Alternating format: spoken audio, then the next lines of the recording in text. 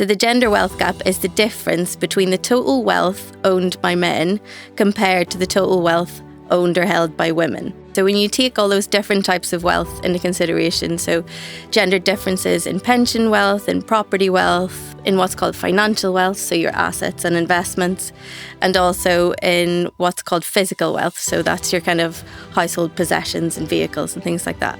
When you take that all into consideration, the gender wealth gap in Wales stands at 23%. So men hold 23% more wealth than women in Wales.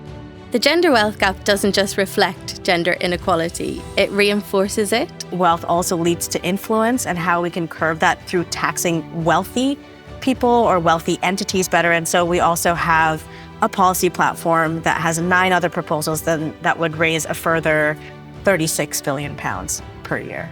Wow. So we're looking at a quick maths. Can I do it? We're looking at a combined rate of over 50 billion pounds. 60 billion. 60 million per year. What would that mean for regular people like you or I, who would we continue to pay our taxes as standard, but if we had £10 million or 10 million accumulated assets, we would then pay an additional 2%, and that would feed the coffers essentially? Yeah, before £10 million, which are, I mean, who has more than £10 million? According to HMRC, only 20,000 people in the UK. You are living your life as normal. And the moment you get to having 11 million, we're going to ask for 2% of that one. If you have 12, 2% of that 2 million. So it really impacts such a small proportion.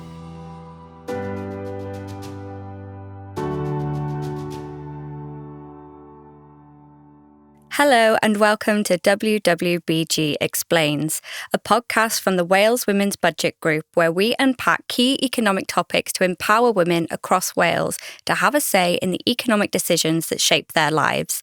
I'm Katie Baskerville, a freelance journalist, feminist author and comms officer at WWBG.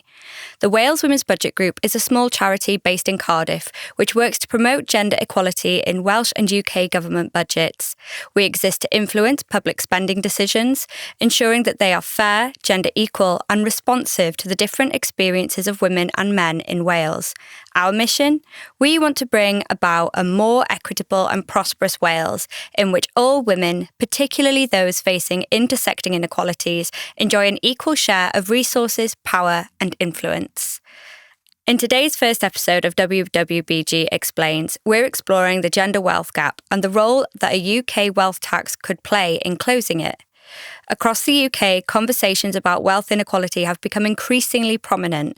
Since their election in 2024, the UK government have introduced a number of tax reforms targeting the UK's wealthiest, such as tightening inheritance tax reliefs and ending non-dom status. But they have stopped short of introducing a wealth tax in the UK. But how? You may be wondering, does this relate to gender equality? We often hear about the gender pay gap in the UK, i.e. the difference in average earnings between women and men, and we hear a lot less about the gender wealth gap. The difference in overall wealth assets held by women and men, while the gender pay gap sits at 8.9% in Wales, the gender wealth gap is much starker, with men holding 23% more wealth than women in Wales. Today's episode is about exploring this gap and what it means for women in Wales and across the UK. Because, as we will hear, understanding the gender wealth gap is key to addressing broader gender inequality and building a fairer future. We'll kick things off by chatting to my colleague and WWBG coordinator, Hannah Griffiths, to unpack what the gender wealth gap actually is and how it continues to reinforce gender inequality. Next, we'll be joined by Fariya Mohiuddin, Deputy Director of External Affairs at Tax Justice UK, who will help us demystify what a wealth tax really means and how it could support fairer outcomes for women. We will also be tackling some common myths and misconceptions about wealth taxes, like whether they are effective at raising money and whether they drive away economic investment. To finish off, we'll be bringing the conversation back to Wales, examining what tools the devolved Welsh Government has, or doesn't have, to take action on wealth inequality. So, Whether you're new to the idea of a wealth tax or just curious about how tax and gender equality overlap, this is the podcast for you. Before we get into the specifics of wealth tax and how it could impact women, it is important to first understand why we as WWBG are talking about wealth in the first place. Due to their unequal economic position, women, particularly single mothers, minority ethnic and disabled women, hold less wealth than men. This has resulted in a significant gender wealth gap in Wales and across the UK. To better understand what's behind the gap and why it matters for all of us, I'm joined by my colleague and WWBG coordinator, Hannah Griffiths. Welcome, Hannah. Thank you. So, Hannah, can you explain what the gender wealth gap is and how it differs from the gender pay gap? Absolutely, yeah, it's an important distinction, Kitty. So the gender pay gap is a figure, usually expressed by a percentage, which shows the difference in the average hourly pay between women and men. So currently the gender pay gap in Wales stands at 8.9%. So that means that women in Wales earn on average 8.9% less than men per hour. The gap is even wider at a UK level, where women earn an average of 13.1% less than men. As the Wales Women's Budget Group, we work closely with the gender pay gap as an indicator of women's economic equality. It's also one of the 50 wellbeing indicators here under the Wellbeing of Future Generations Act. And across the UK, we have legislation which requires large companies to report their gender pay gaps regularly. So as a metric of gender equality, it's quite familiar and well known. But what's probably less familiar and actually more entrenched than the gender pay gap is the gender wealth gap. So the gender wealth gap is the difference between the total wealth owned by men compared to the total wealth owned or held by women. So unlike the gender pay gap, which focuses on income and what you earn, the gender wealth gap focuses on what you own. So the wealth that you hold because of things like property and private pensions, any investments or assets that you may have.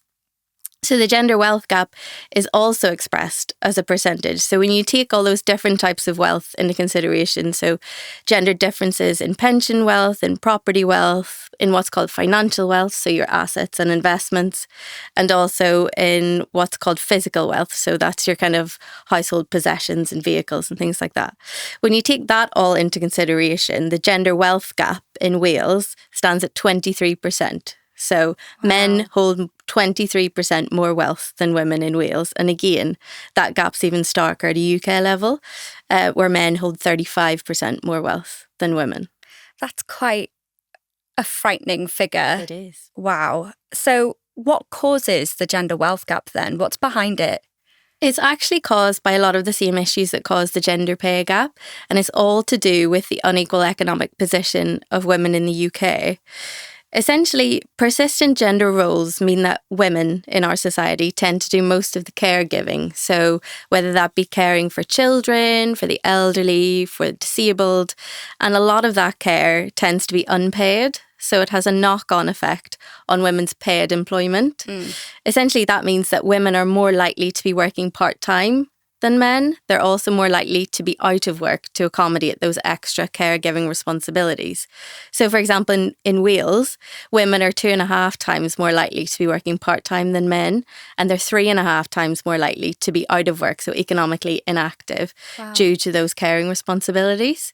And then the situation is actually even starker when it comes to ethnic minority women, disabled women, single mothers, because they face additional barriers to accessing and retaining employment. Alongside that unpaid care, when women are in work, they tend to work in traditionally lower paid and insecure employment sectors. So things like health and social care, education, retail, food and accommodation, those types of things. And in contrast, they're underrepresented in the highest paid sectors. So things like STEM and finance, which are dominated by men. So those patterns mean that women earn less than men, hence the gender pay gap. But they also mean that women have fewer opportunities to build wealth and to acquire things like property and private pensions and businesses and assets. So essentially, because women earn less and they tend to work fewer hours, that means that they have less ability, less disposable income to save and to invest and to build those assets. Whereas men, who are more likely to work full time, they earn more on average, they're less likely to take career breaks for caring responsibilities, so they go further up the career ladder.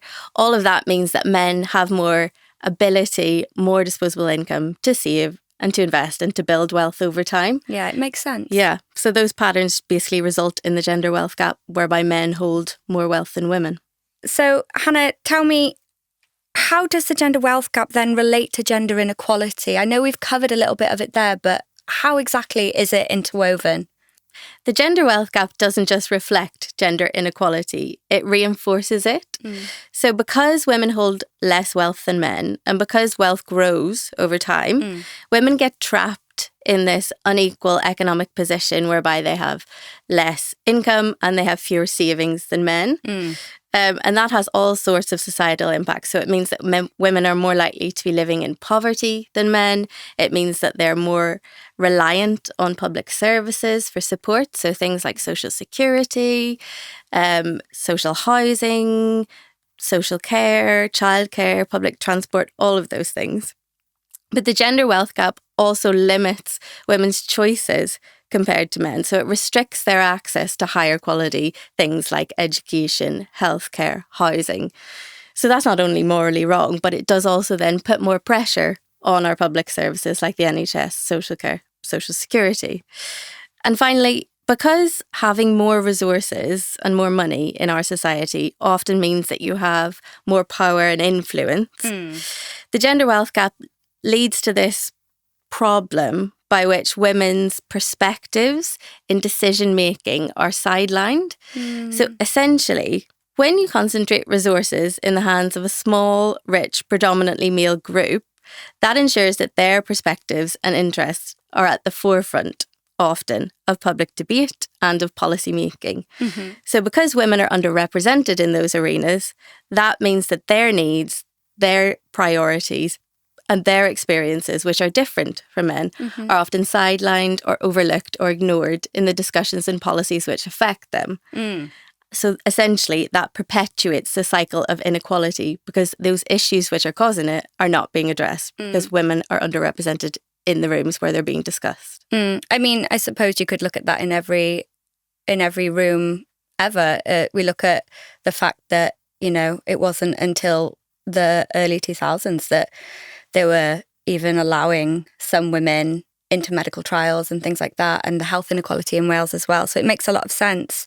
Yeah. As we will discuss with Fariya, wealth tax is one way to do, you know, to breach these inequalities. Before we move on, can you explain briefly how tax in general relates to gender equality? I'm sure we've probably never even thought that it might have a relationship with gender equality. Yeah, absolutely. I mean, I think that tax can sometimes be portrayed negatively in online or by certain politicians, but it's actually a really powerful tool for tackling gender inequality.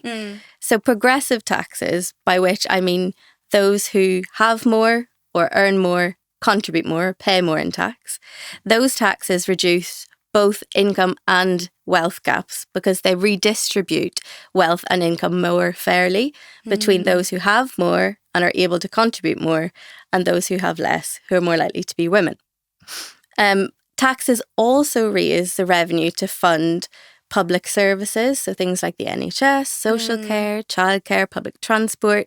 And because of the issues that we've already discussed about the unequal economic position of women and their caregiving responsibilities, they tend to be more reliant on those public services than men. And they also tend to work within them, be more likely to work within them. And they're also hardest hit when those services are cut or scaled back. So using money raised by taxes to improve public services, to fund public services, not only meets the needs of women, but it can actually support their ability to work and increase their incomes. And that is because that's particularly when you're talking about things like social care and childcare, which can help shoulder the burden of those unpaid caring responsibilities for women. So progressive taxes are a key step to reducing gender economic inequality in the UK. Wow, thank you so much, Hannah, for digging into that for us today. So now that we've unpacked what the gender wealth gap is, how it reinforces inequality, you might be wondering what can actually be done about it. One of the ideas regaining traction recently is the introduction of a wealth tax. You've probably seen the headlines, but what does it really mean in practice? To help us dig into this, we're joined by our second expert, Fariya Mohiuddin. Fariya has been working in the tax justice and governance field for almost 15 years. Wow. Currently, she is the Interim Deputy Director, External Affairs at Tax Justice UK, an organisation that campaigns for a fairer tax system that works for everyone. Fariya has also worked with organisations such as Tax Justice Network, Greenpeace International, Action Aid International, and the International Centre for Tax and Development, among others on topics such as wealth taxation and the green transition, gender and economic justice.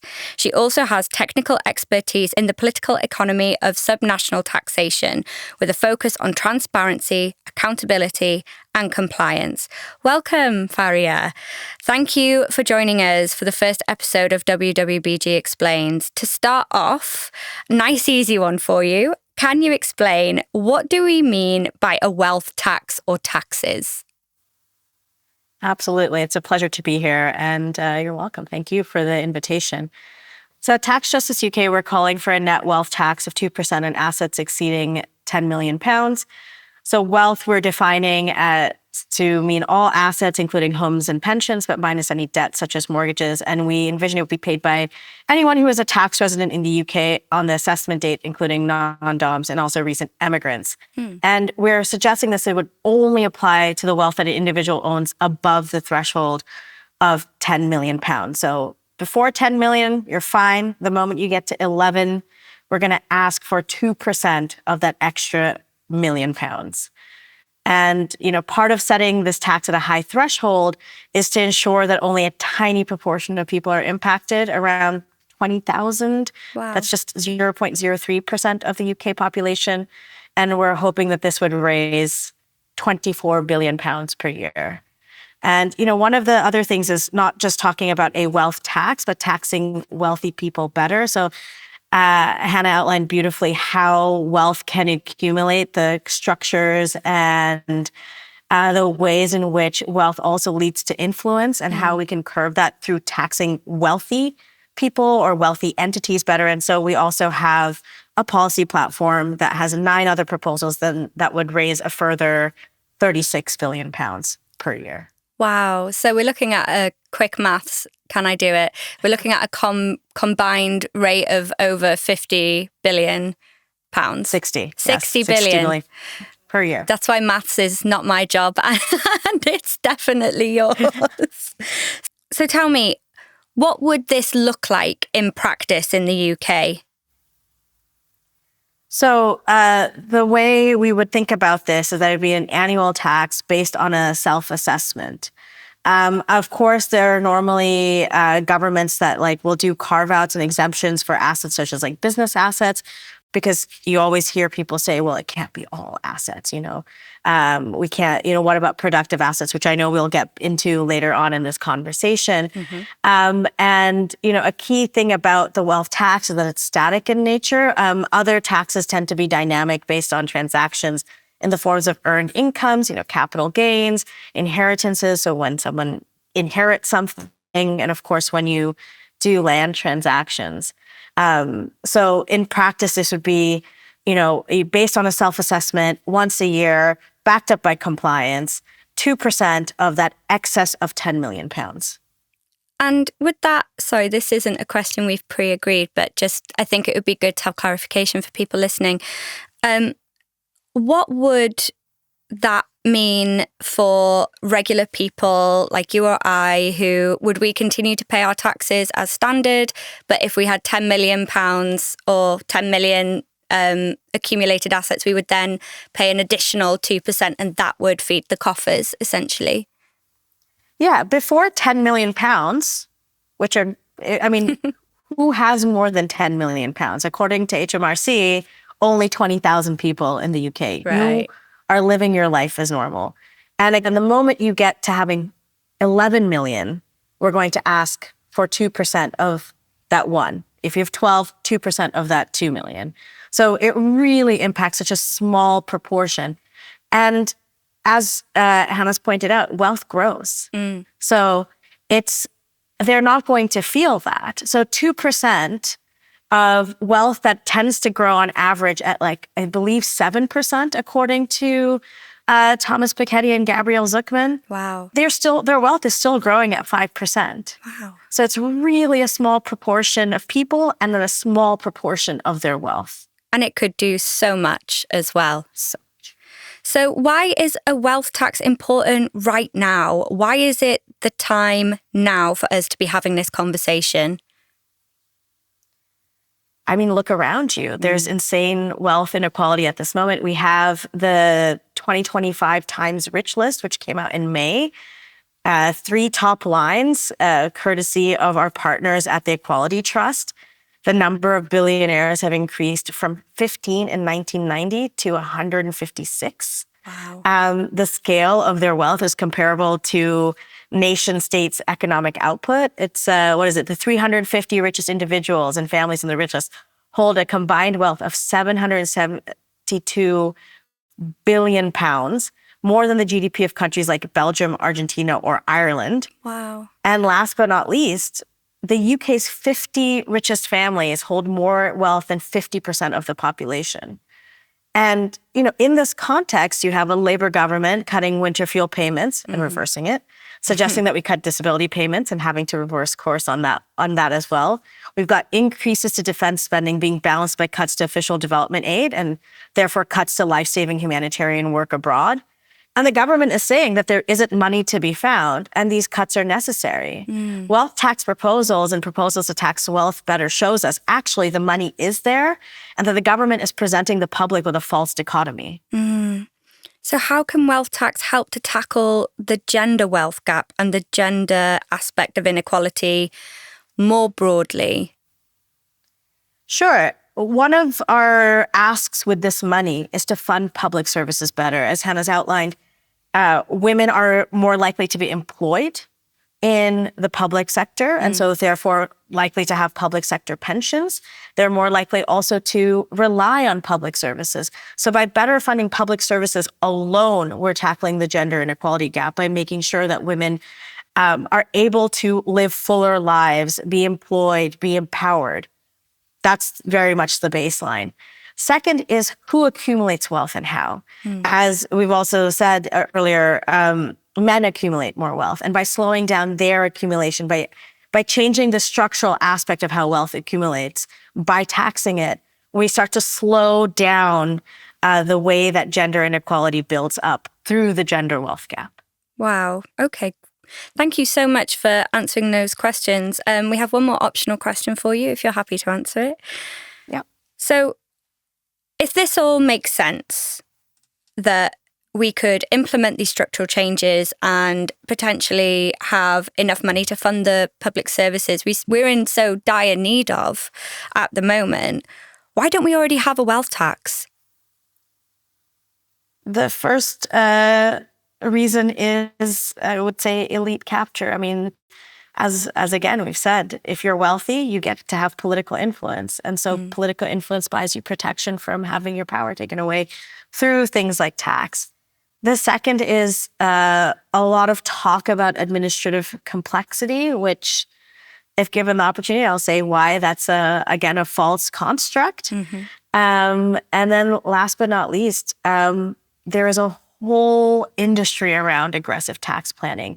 So one piece is that wealthy people are very politically influential, but also wealthy people support an industry that is quite large in the UK. The City of London runs on it, all your tax lawyers and accountants, and they would say, we don't want to see our business go away. I mean, thank you, Fariya. That was really helpful in understanding the potential of a wealth tax. We've learned that it's not just an economic tool, but as a way to promote gender equality and fund the services that matter most to women across the UK and Wales. But of course, and you've touched upon this slightly, as soon as wealth taxes are mentioned, the objections start rolling in. We hear things like it's too complicated to administer, it's failed in other countries, it'll just scare off investment or wealthy people, or it won't raise enough money to be worth it in the long run. So before we turn to the Welsh context specifically, let's take a moment to address some of the most common misconceptions around wealth tax. So, Fariya, in your expert opinion, is a wealth tax too complicated to implement in practice? I always laugh a little bit when this question comes up. I'm so glad you said no that. No tax is administratively simple. When you think about the infrastructure required to cut taxes from everyone's paychecks, like that's not a simple operation. So, in terms of administration, you can say it could work as the same way as it does for inheritance tax, right? So as I said, a self-declaration of asset values backed up by a compliance team. And the issue is not really on the implementation side. It's on the compliance side. So the UK doesn't currently have asset registers across most asset classes. So when you have that asset declaration, what do you back it up against, right? So it makes compliance more difficult, harder to enforce, as there isn't much background information already available on the kinds of assets that people own. And there is investment income, which is often fairly informative, as are things like the receipt of trust income or of closed company dividends. So the government could develop asset registers if it chose to, which would then also allow them to tackle some of the dirty money issues that the UK has. And another issue on the compliance side is there was a recent report from the National Audit Office on whether HMRC was taxing wealthy people appropriately. And it shows that the HMRC used to have a unit dedicated to those with more than £10 million, sound familiar, which got disbanded. So one can imagine that reinstating that unit might help with the complexity factor of ensuring this revenue is properly captured. But if listeners are interested for further reading, the Wealth Tax Commission of the UK, which you can put into Google, has a paper specifically on administration, the authors of which include a former permanent secretary at HMRC, the chair of the Chartered Institution of Taxation Technical Committee, and a leading tax barrister who also works with the very wealthy, where they really go into the nitty-gritty of administering a wealth tax. Wow. And before we move on to our next question, then you mentioned something about asset registers, which I found really fascinating. Are there examples of asset registers in other countries or places that we could potentially borrow from, to learn from, or would this be something fairly new to create? There are some asset registries around the world. I will admit that I cannot think of a example off the top of my head. No, sorry, that was a surprising question. Yeah, I was just like, oh my God, think of one. But yes, there do exist countries that we can learn from. The main issue is that often asset registries that exist are private. They cannot be publicly checked against. They're often blocked by wealthy people to say, I do not allow you to look into my information. And especially if those assets are held abroad. One of the major issues is it has to be a two-way street. HMRC also would need to be able to see who in the UK is holding assets in somewhere like the Cayman Islands. And for us, it would be Nigeria maybe asking the UK, who owns this property in Chelsea, right? So there's also issues around transparency that need to be fulfilled on both ends that some asset registers still do not fulfill. And some opponents say that wealth taxes don't bring in that much revenue compared to other taxes. I mean, is there any truth to that? Opponents like to say things like, yeah, it'll be a fraction of GDP or a very small percentage of tax revenues collected. Yes, this is true. But the UK is the world's 6th largest economy. A fraction of that is still a lot of money. So for example, we know that the Norwegian wealth tax represents 1.1% of Norway's tax revenue. Given that HMRC collected £857.8 billion in taxes in 2024 to 2025, 1% of the UK's tax revenue is still 9.44 billion pounds. Oh, so our proposal would account for 2.8% of tax revenue based on the same figures. So it's not changed down the back of the sofa then. We're talking about a real chunk of money. It is. So opponents are correct when they say it doesn't bring in that much more revenue, but the absolute numbers are still are just massive, as we've outlined. Comparatively, yes, income tax, capital gains, and national insurance contributions accounted for 57% of annual receipts, but that's again a very huge number. So 2% or 2.8%, that what we're talking about, yes, is relatively small compared to other revenues, but it's still 24 billion pounds. Wow. And another common objection is that as wealth taxes have been unsuccessful in other countries, i.e. France or Sweden, they won't work in the UK. I mean, what are your views on this? Yeah, the French one especially, right? We love to look across the channel in the UK, is the one that we always get hit with. And true, it was abolished in 2017 and replaced with a similar tax on property, not business or shares, and that the previous wealth tax did not raise significant revenue, so just 5 billion euros in 2015, which was less than 2% of France's tax receipts, again, that little percentage issue. But the wealth taxes implemented in countries such as France are vastly different to the policy we at Tax Justice UK are proposing for the UK. Those countries' wealth taxes have a relatively low threshold compared to the threshold of 10 million pounds. So in France and often in Norway, the issue is that the threshold is very low. So as you said, normal people get caught up in it. And that's where you get pushback. You get political pushback because it affects too many people. Our proposal really is targeting, as I said, 20,000 people, 0.03% of the population. And again, it's not on their full wealth. It is the moment you pass the 10 million pound threshold. And what about the idea that a wealth tax would disincentivize investment or slow down economic growth? Could we talk a little bit on that? Absolutely. Taxing wealth more will actually encourage economic growth and productivity. Taxing wealth the same as work through equalizing things like capital gains tax and applying national income contributions to wealth income will incentivize the productive investment of resources rather than passive rent-seeking behavior. So again, if people's wealth is growing at 7%, they're looking for things to invest it in. So often what you have is wealthy people buying up properties, buying up productive assets, and just holding on to it because they need somewhere for their money to go. Taxing that back will allow the government to invest it into productive assets, as we know, public services, but also public infrastructure. And so in addition to taxing wealth, we'll put more money back into ordinary people's pockets, enabling them to spend more and grow the economy. Research by the Equality Trust shows that the wealth of the ultra-wealthy is increasingly extractive, coming from sources that contribute nearly nothing to the economy. So, functioning public services are really vital to build that strong workforce, effective businesses, and a productive economy. So the TUC ran polling last year, which found that more than half of business leaders report losing staff time due to failing public services. 94% stated that public services are important to the success of the UK's economy, and 81% reported they're important to the success of their business. So even business owners are saying, please invest in our public services and our public infrastructure.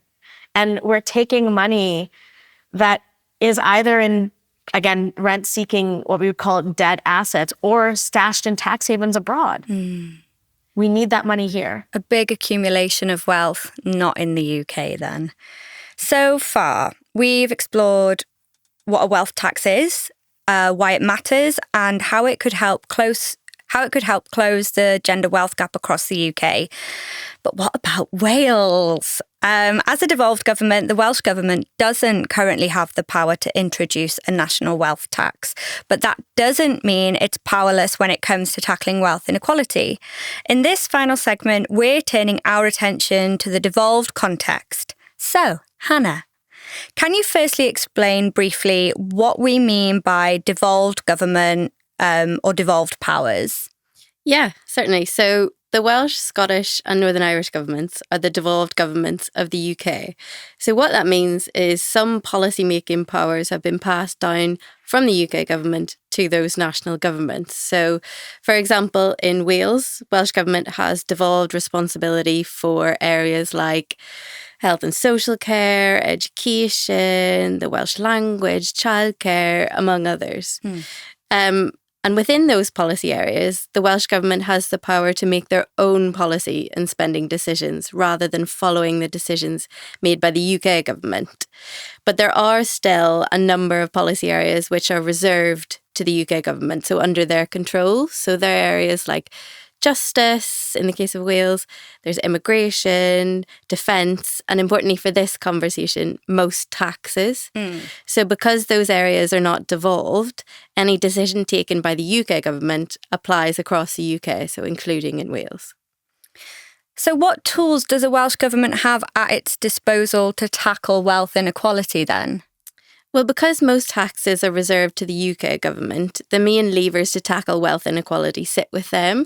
And Fariya has already gone through some of the options available there to the UK government. But with the Welsh government, they do have a small number of devolved tax powers, and some of them could be relevant for tackling wealth inequality here. So devolved taxes in the Welsh context include things like the Welsh rates of income tax, which is basically partially devolved. So it allows Welsh Government to amend the top 10p out of each pound of income tax raised in each band. Council tax is also devolved. So that's the tax charged by local authorities for local public services. And that's calculated based on the value of the property that you live in. So whether you're renting or whether you own that property. And then non-domestic rates, so business rates, are devolved. So that is a tax that's charged on non-residential or commercial properties. So restaurants, pubs, offices, shops and things like that. And finally then, land transaction tax is devolved. So that is the tax which replaced stamp duty here in Wales. So it's paid when you buy a property or land here in Wales. So those taxes have quite limited revenue raising powers, and they would be much less effective than, say, implementing a national wealth tax in addressing wealth inequality. But they could be reformed in certain ways to make them more progressive and to help narrow the gender wealth gap. How could devolved taxes be reformed to become more progressive and gender responsive then? Well, if we start with the land transaction tax, which, as I said, is paid when you buy a home or land here, because of caring responsibilities and gendered employment patterns and all of the issues that we discussed earlier in the podcast, women are less likely to be able to afford to buy a home. And even when they can afford to buy a home, those upfront costs like land transaction tax, which can be substantial, can be a big obstacle to that. So Welsh Government could explore closing gendered gaps in home ownership if they were to, say, explore options like extending reliefs from land transaction tax to unpaid carers or to single parents, the majority of which are women. So that would help more women to buy their own home, and that could help to narrow the wealth gap in terms of property wealth here in Wales. But another area which could be reformed to address the gender wealth gap is council tax. Right, okay. So the problem with council tax in Wales and across the UK is that it's a regressive tax. So that means that it takes up a bigger share of income from poorer households than from richer ones. Oh. Yeah. So council tax is based on the value of the property that you live in, not on what you actually earn. So you can end up in this situation where even if you're on a low income, you end up paying proportionally more than somebody who's better off. Yeah. And to make matters worse, the property values that council tax is calculated on are outdated. So they're based on house prices from 2003 in Wales. And since then, house prices have gone up a lot, especially in wealthy areas. So then you run into the problem whereby people who are living in expensive homes might be underpaying when it comes to council tax. So technically paying less council tax than they should had council tax been valued on their current value of their property, not from that in 2003. So it is an unfair system and it's a regressive system, and it does end up hitting women harder because of their lower incomes and those gendered employment patterns that we've already discussed. But because it's a regressive tax and it doesn't take into account your ability to pay, many women and other lower income households can end up paying more than their fair share of council tax, even when they can least afford it.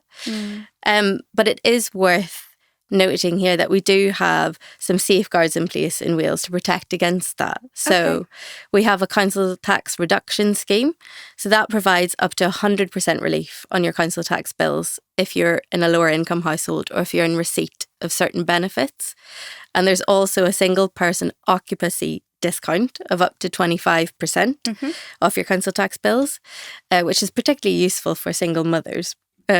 Which we've already discussed. But there is a problem in Wales where many eligible taxpayers aren't aware of the different discounts and disregards that are available to them. Yeah, I'd only heard of the single person occupancy discount before. I had no idea that there was 100% relief available. Up to. So council tax is ripe for reform in Wales, and luckily it is an area that Welsh Government are actively looking to improve. Unfortunately, the revaluation of property values for council tax has been delayed to 2028, which is not great. But in the meantime, there are a couple of ways that council tax could be reformed to make it more progressive. Okay. So things like, when it comes to those discounts and disregards, improving awareness and access to them with clear communication and targeted communication, as well as streamlining or making the application process easier for applicants. Another idea could be linking council tax more to income, particularly with that council tax reduction scheme. So if you link that more to income and made it automatic for lower income households so they didn't have to go through that application process. Yeah, I imagine it's quite inaccessible for some people. Yeah, exactly. And then another option could be that Welsh Government could explore bringing in some sort of caregiving discount off council tax bills for unpaid carers, which we know are majoritively women. But ultimately, I think ensuring that before any changes are brought in to council tax, that a gender impact assessment is undertaken. So that will protect against any unequal impacts on women, who we already know are in that unequal economic position to begin with. And then is there something else we could do? Is there an alternative to council tax that we could potentially use as a reform springboard? Yeah, there's a couple of options. So the one potential reform which has been kind of doing the rounds in Wales, it's been advocated by some politicians, is replacing or supplementing council tax with what is called a land value tax. So that would be based on the value of the land itself, not just the property like council tax. And like home ownership or property ownership, land ownership is very gendered in Wales, so men are more likely to own land than women.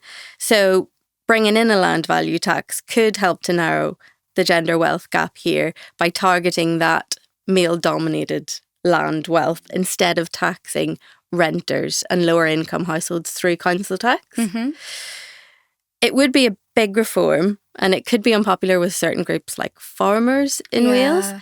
So I'm not sure the extent to which Welsh Government would want to bring it in, but recently the Cabinet Secretary for Finance did indicate that Welsh Government are open to considering more radical fundamental reforms when it comes to their devolved taxes. So it may not be entirely off the table. And then there is another option, which would be to replace council tax with a progressive property tax, right, which is levied yearly on the property, and it's charged to the property owner rather than a tenant. Right, so then renters wouldn't have to foot the bill for more lower income people. Yeah, exactly. Yeah. So it is more progressive. It is fairer than council tax, but it is quite a big reform again. So the extent to which that will be on the table or off the table, not sure at the minute, particularly with the Senate elections coming up in 2026. Yes. It could be an option. It's certainly fairer than the council tax system. So I think we'll just have to wait and see. So lots of positives potentially on the horizon, lots of big obstacles to overcome.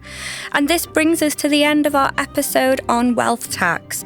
We hope you've enjoyed listening and learning about wealth inequality and are hopefully feeling a little fired up about positive changes that could be up for discussion. We'd like to thank our brilliant guest, Fariya and Tax Justice UK, for letting us borrow her for the day. And lastly, we'd like to thank 30 Percy, whose funding made this episode possible. If you'd like to hear more from us, drop us a like and a follow, or email us with your comments to info@wwbg.org.uk. We'll see you next time. Bye!